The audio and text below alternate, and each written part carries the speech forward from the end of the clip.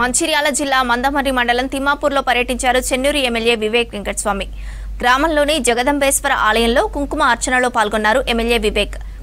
ఈ సందర్భంగా ఆలయ అర్చకులు, కమిటీ నిర్వాహకులు ఎమ్మెల్యే వివేక్ వెంకటస్వామికి పూర్ణ కుంభంతో స్వాగతం పలికారు. తర్వాత కనకదుర్గదేవి ఆలయంలో అమ్మవారిని దర్శించుకుని ప్రత్యేక పూజలు చేశారు. ఆలయంలో నూతనంగా ప్రతిష్ఠించనున్న దేవతామూర్తులను, యాగశాలను దర్శించుకున్నారు. అనంతరం ఎమ్మెల్యే వివేక్ వెంకటస్వామిని శాల్వాతో సత్కరించి తీర్థ ప్రసాదాలు అందజేశారు అర్చకులు.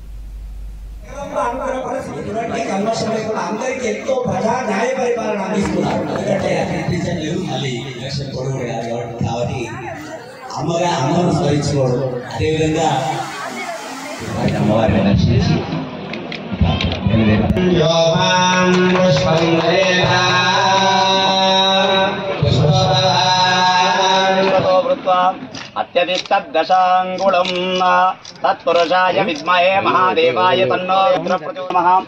अक्षतान् संविद्या नमस्कारान् समवे शुभं भवतु, लोककल्याणसिद्धिरस्तु, शतमानं भवति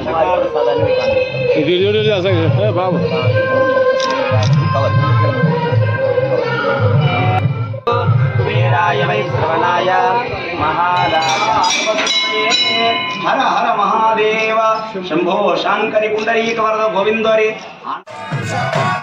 అందరికీ కూడా పూజ చేసుకోవాలి, దేవుణ్ణి మొక్కాలి. మనము దేవునికి మొక్కినప్పుడే మనకు కూడా ఒక సంతోషం కలుగుతుంది.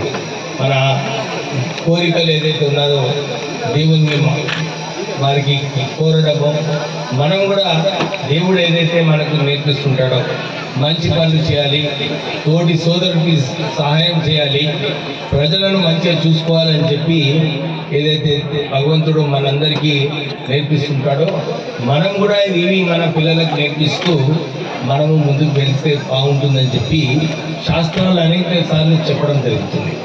మనం అందరం పాటించాలని. కానీ చాలామంది మహిళలు ఇవన్నీ పాటిస్తుంటారు. మీరు ఏదైతే ఇల్లు నడిపిస్తుంటారో, పిల్లలను చదివిస్తుంటారో, వాళ్ళందరినీ మంచిగా చూసుకోవడము, ఇవన్నీ కూడా ఒక బాధ్యత ఉండి మీరు అన్నీ చేస్తుంటారు. ఈ సంస్థ ఏదైతే ఉందో ఇక్కడ ఒక వేద పాఠశాల అంటే చాలామంది మన చిన్న పిల్లలను ఉన్నప్పటి నుంచి పండితులకు వాళ్ళ పండితులు చేయాలని చెప్పి ఈ వేద పాఠశాల ద్వారా ఈ స్థాపించడము నాకు మంచిగా గుర్తుంది. తాండూరు మండలంలో కూడా అక్కడ వేద పాఠశాల, అచలాపూర్లో అక్కడ ఒక వేద పాఠశాల ఉంది. ఒక 20 సంవత్సరాల నుంచి నేను వాళ్ళందరికీ ఆ పిల్లలకు చదువుకోవడానికి సుమారు 25,000 రూపాయలు ఎవ్రీ మంత్ ఇస్తూ ఉంటాను. ఎందుకంటే మంచి అవసరం ఇది. ప్రజలందరూ కూడా మర్చిపోతున్నారు. ఈ రిలీజన్, ఈ పూజలు ఇవన్నీ చేయడంలో మనకి ఎంత లాభం ఉందో మనకు తెలుస్తుంది.